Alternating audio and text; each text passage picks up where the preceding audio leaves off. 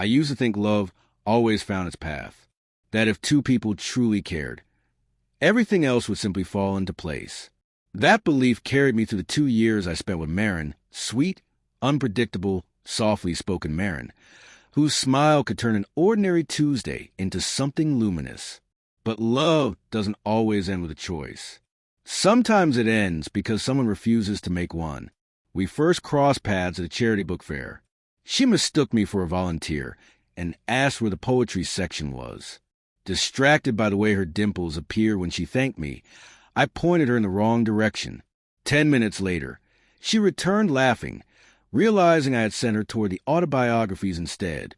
"You did that on purpose," she teased. "I didn't, at least not consciously," I admitted without denying it entirely. For months, everything felt effortless. She read me her favorite poems. I cooked her late-night pasta. She said she loved how steady I was, how I made her feel anchored, and I loved the way she made every space feel alive. But that warmth began to shift when Kellen entered her life. He was a co-worker, sharp jaw, booming voice, a confidence that filled the hallways. He wasn't subtle. He lingered at her desk, laughed too loudly at her jokes, sent playlists that reminded him of her. I told myself it didn't matter. She was with me. Yet insecurity has a way of whispering louder when someone else starts speaking for you. One night I asked, "Does he like you?" She paused longer than she should have. "I don't think so," she said eventually, avoiding my gaze. But not thinking and not wanting are not the same. Weeks passed, tension growing. She canceled plans to finish a project with Kellen. She became distant, distracted. Her phone buzzed incessantly, and every time she brushed it aside, I felt myself drifting further from the person who once chose me without hesitation. The breaking point came on a rainy Friday evening. I had prepared a surprise dinner, her favorite lavender lemon chicken, candles, soft music. I waited 2 hours before she called. "Eli, I'm so sorry," she said. "Kellen," and I stayed late finishing a presentation. I lost track of time. My heart clenched at how naturally she said his name first. "Do you want to come over now?" I asked, my voice hopeful but strained. "I'm already driving home. Exhausted. Rain check," she replied. I stayed silent for a long moment. She sensed it. "Don't be upset," she whispered. "Work is important." "Yeah, work," I repeated, though work wasn't on my mind at all. A week later, she asked if we could slow things down. She said she needed space to think. I understood. She didn't want to choose me, not while another option hovered in front of her. I didn't beg. I didn't argue. I simply nodded, because I love her enough to let her walk away. But inside, a hollow opened. You can't fight for someone who isn't fighting for you. For 3 months, we barely spoke.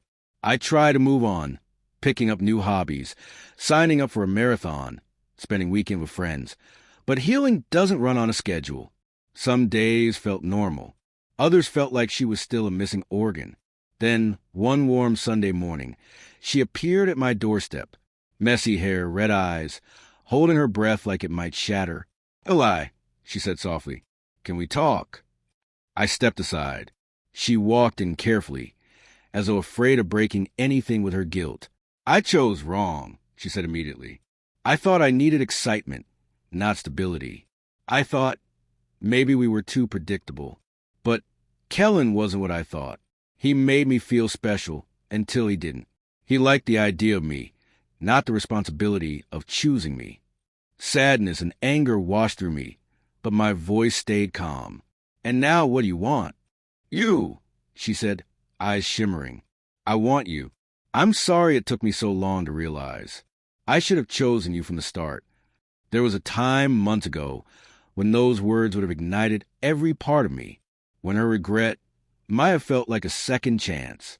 But I wasn't the same man she left behind. Healing had reshaped me. The emptiness she created had been filled with confidence, clarity, direction. I had learned that love isn't proven by waiting for scraps from someone who hesitates.